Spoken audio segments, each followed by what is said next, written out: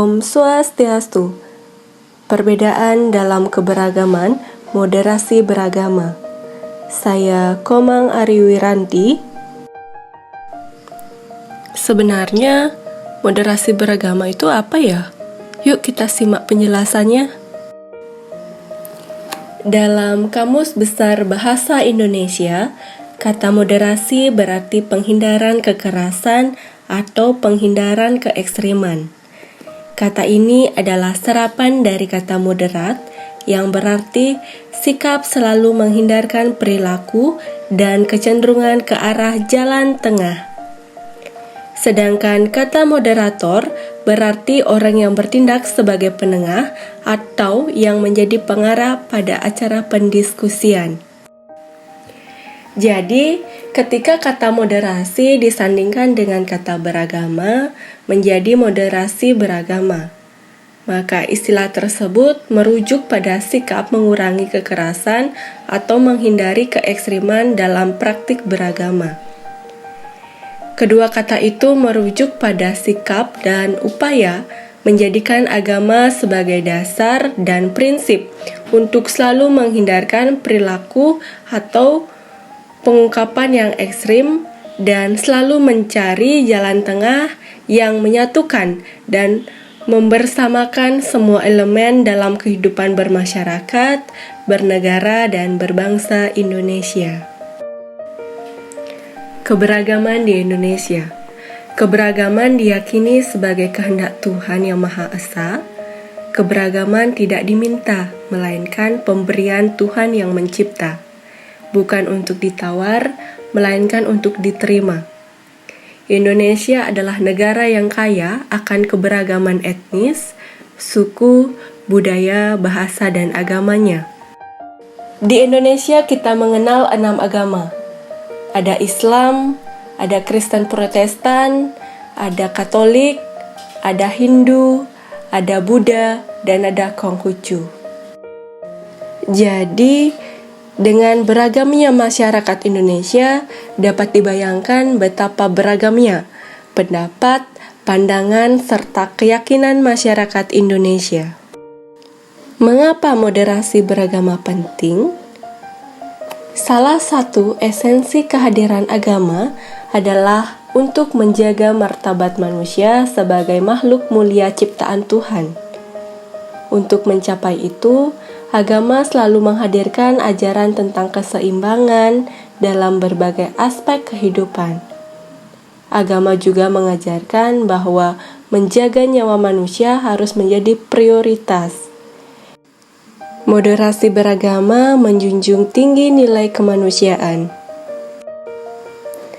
Moderasi beragama diperlukan sebagai strategi kebudayaan kita dalam merawat keindonesiaan. Sebagai bangsa yang sangat heterogen, sejak awal para pendiri bangsa sudah berhasil mewariskan satu bentuk kesepakatan dalam berbangsa dan bernegara, yakni Pancasila dalam Negara Kesatuan Republik Indonesia yang telah nyata berhasil menyatukan semua kelompok agama, etnis, bahasa, dan budaya. Indonesia adalah negeri yang sangat agamis dengan karakternya yang santun, toleran, dan mampu berdialog dengan keberagaman. Moderasi beragama sesungguhnya merupakan kebaikan moral bersama yang relevan tidak saja dengan perilaku individu, melainkan juga dengan komunitas ataupun lembaga. Moderasi telah lama menjadi aspek yang menonjol dalam sejarah peradaban dan tradisi semua agama di dunia. Sebagai negara yang plural dan multikultural, konflik berlatar agama sangat potensial terjadi di Indonesia. Kita perlu moderasi beragama sebagai solusi agar dapat menjadi kunci penting untuk menciptakan kehidupan keagamaan yang rukun, harmoni, damai, serta menekankan keseimbangan baik dalam kehidupan pribadi, keluarga, masyarakat, ataupun kehidupan secara keseluruhan.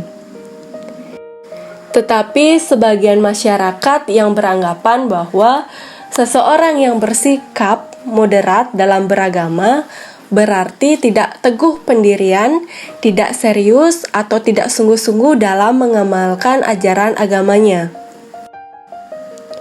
Moderat dalam beragama sama sekali bukan berarti mengompromikan prinsip-prinsip dasar atau ritual pokok agama demi untuk menyenangkan orang lain yang beda paham keagamaannya atau beda agamanya.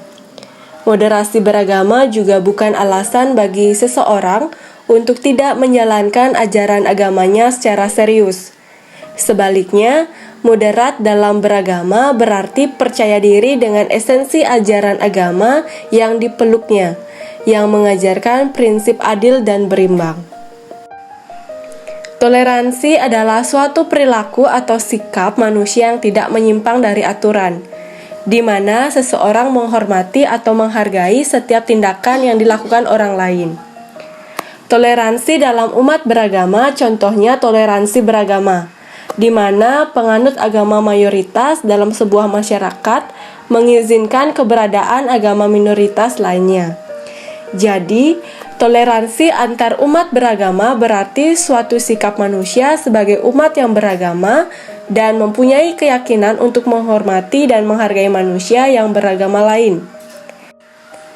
Adapun contoh sikap toleransi dalam beragama, misalnya berteman dengan teman-teman tanpa membeda-bedakan agama dan kepercayaannya, tidak menghalangi umat agama lain yang sedang beribadah, tidak memaksakan ajaran dan kepercayaan agama kita kepada orang lain, menghargai hari besar umat agama lainnya.